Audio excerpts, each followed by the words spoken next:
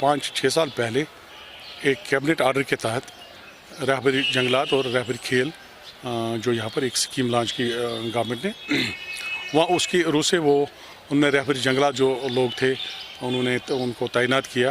5 साल के बाद उनके साथ का ये जो उनका कॉन्ट्रैक्ट था कि 5 साल के बाद उनको रेगुलराइज किया जाएगा। वो बड़ी मीगर सैलरी 3-4 हज़ार उनको पर मंथ दी गई।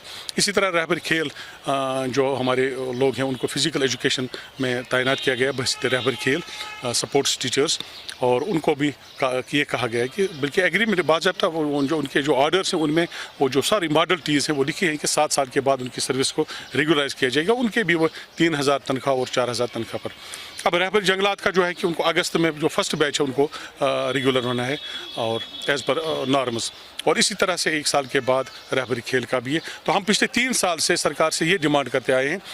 बहसीत एम्प्लॉय जॉइंट एक्शन कमेटी के सदर ने उनसे ये मैंने गवर्नमेंट से डिमांड की थी कि इनका जो टाइम ड्यूरेशन आपने 5 साल रखा है रहबरी जंगलात का, उनको कम करके 3 साल किया जाए। तो साइमल्टेनियसली जो ये रहबरी खेल हैं इनका जो टाइम ड्यूरेशन 7 साल है इसको भी कम किया जाए। और आपको मालूम होना चाहिए रहबरी जंगलात हो या रहबरी खेल हो, सारे के सारे ये पोस्ट ग्रेजुएट्स हैं, PhDs हैं, नेट किया है, सेट किया है, और कई PhDs हमारे फिजिकल एजुकेशन में जिनको प्रेसिडेंट्स मेडल मिला है और स्टेट गवर्नमेंट की तरफ से LG साहब ने खुद अवार्ड दिया है। इसी तरह रहबरी जंगलात में हमारे कुछ स्कॉलर्स हैं जिनके पेपर्स इंटरनेशनल मैगजीन्स में जो छपे हैं। इनका इतना पढ़ी लिखी क्लास है ये। और उसके बाद हम उम्मीद करते थे कि सरकार की तरफ से उनकी सर्विस को रेगुलराइज किया जाएगा, लेकिन एकदम कल एक आर्डर आ गया जो एम्पावरमेंट कमेटी उन्हें बनाई थी जो इस इशू को देख रही थी।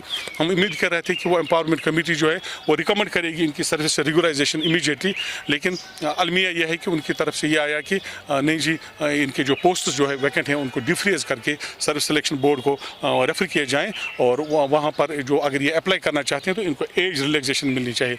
अब मेरा सवाल यह है कि जो 5 साल 6 साल से काम करते हैं, जाहिर सी बात है वो ओवर एज हुए होंगे, कितना आप एज रिलैक्सेशन को देंगे? 5 साल 6 साल तो दे नहीं सकते।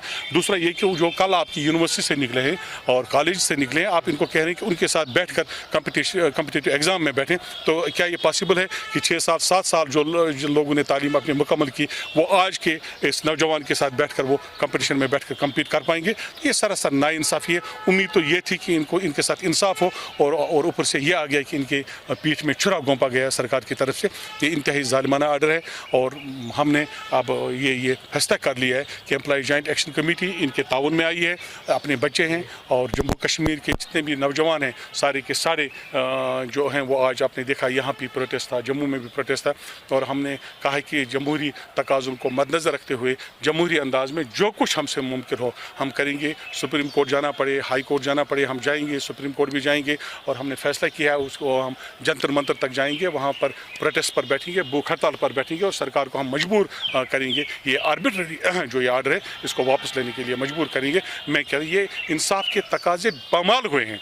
ये इंतहाई नाइंसाफ़ी है। मेरे पास अल्फाज नहीं है कि मैं इस आर्डर के मुतल्लिक़ क्या कहूँ। ये हैरान कुन आर्डर भी है, और हज़ारों की तादाद में जो फैमिलीज़ हैं उनके कल से नींदें हराम हुई हैं, उनके चूल्हे नहीं जल रहे हैं। अब जो नातवान जो वालिदैन हैं, बुज़ुर्ग वालिदैन, छोटे छोटे बच्चे, वो तरस रहे हैं कि उनके जो बच्चे हैं, उनके वालिदैन हैं, उनके भाई हैं और बहनें हैं, और इनकी सर्विस को अब डिसंगेज किया जाएगा 5-6 साल के बाद। तो इससे बड़ी नाइंसाफ़ी क्या हो सकती है? मैं अपील करना चाहूँगा LG साहब से और चीफ सेक्रेटरी साहब से, वो जल्द अज जल्द इंटरव्यू करें इस इशू में, और इनसे वो ये इंसाफ डिलीवर करें। तो वरना हमने फैसला किया है कि हम सड़कों पर बैठेंगे, भूख हड़ताल करेंगे, हर सूरत में सरकार को मजबूर होना पड़ेगा ये आर्डर वापस लेने।